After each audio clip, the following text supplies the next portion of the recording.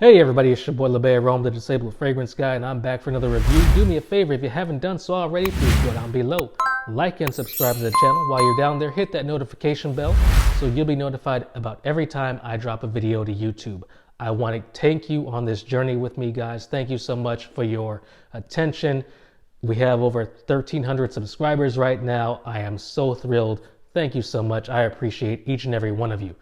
So y'all know I love my indies. I really do. I can't get enough of my indie perfumers and my indie niche houses. And the review today is one that I am kind of floored by, because as I was being an insomniac scrolling through Instagram at 3 o'clock in the morning, one early morning when I had to get up and go to work, I came across a company called Gadon. They are based in New York. And they graciously agreed to send me a bottle of one of their fragrances for my review. So this is going to be on Gadon, New York, and Love in Soho. Love in Soho came out in 2020. The company is Gadon.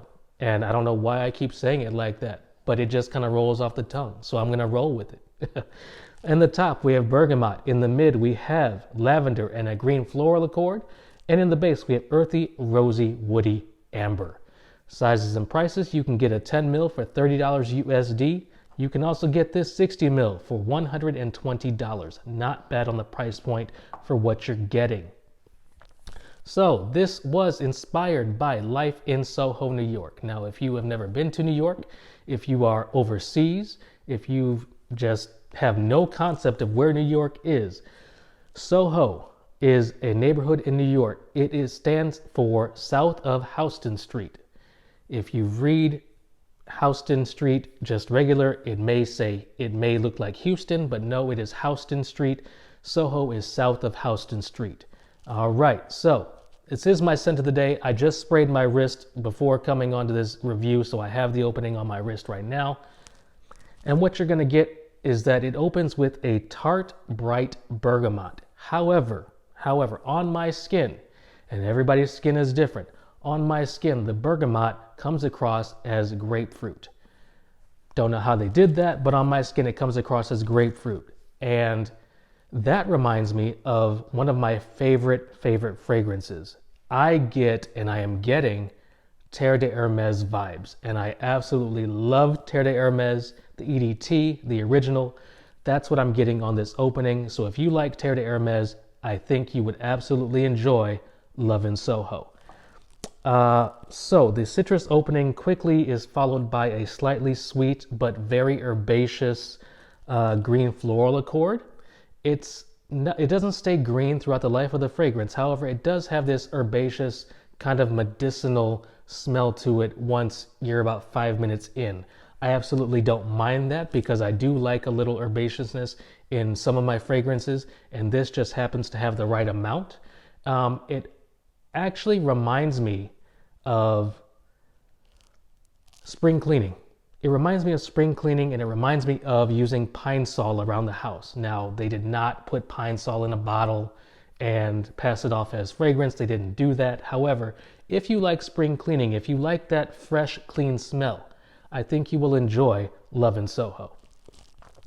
There's a very natural yet dirty rose in the base. I love it. I love rose in my fragrances if done right. So this dirty rose that's in the base, it's hand-picked. You just went to a florist shop, you hand-picked a rose, and you're going about your day in Soho. Maybe you're going to lunch. Maybe you're going to brunch. Maybe you're going shopping. This rose that you picked is trailing with you throughout your travels in that neighborhood all day long. But the sun is setting now, and you don't want to take this rose into a nighttime scene. So you discard the rose. Now, you don't discard it on the street. That's littering. You dispose of it in an appropriate way. But the sun is setting, and you want to go out. You want to experience the nightlife in Soho. So you go to Soho Cigar Bar. Shout out to Soho Cigar Bar on 32 Watt Street. Y'all know I love it. I'm be back soon. And you're sitting there having a drink in these wooden chairs, this The cigars smell all around you, having a wonderful time. You got a whiskey in your hand, but lo and behold, you look over at the door and this rose that you discarded in the trash can is now at the front door and it's seeking you out. It's got the little pungent, dirty thing going on there from all the trash it's been under, but it's still an enticing rose. How that happens, I don't know, but it's a little dirty and very, very enticing. All right, so this also smells industrial. So after your jaunt to the cigar bar, you go back to your friend's newly renovated or halfway renovated loft, and you smell all the concrete and all the paint in there, and it's just a beautiful smell because you love the newness of what is about to transpire in this loft.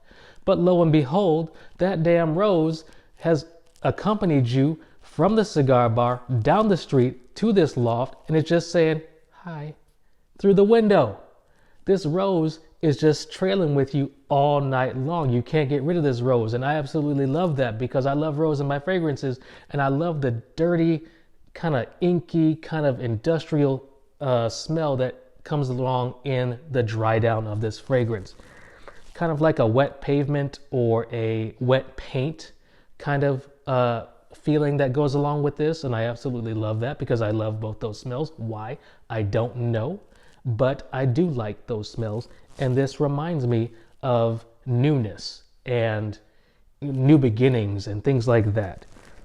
I can also describe this as having a rosy wet pavement type of vibe to it. Just after a rainstorm or a thunderstorm, you get that wet pavement type of smell wafting through the air. And that, coupled with this floral rose, cannot be beat. Cannot be beat. I absolutely love this. Performs very well on my skin. I get 7 to 8 hours. It never really becomes a skin scent. I am again amazed by the products that indie perfumers and niche perfumers are putting out. I do want to thank Gadon for sending this through for my review. As you guys know, I'll say it once, I'll say it again, all opinions are my own. I do not give favorable reviews for product. I never have, I never will. But if you are in the New York area, if you like the description that you just heard, if you like rose in your fragrances, if you like a little dank and dirtiness and inkiness in your fragrances, check out Love in Soho, please, because I am telling you, this is impressing me, no doubt. I'm going to leave some links in the description below. That's my time. I appreciate each and every one of you. Go down below, like and subscribe, and I'll check you next time.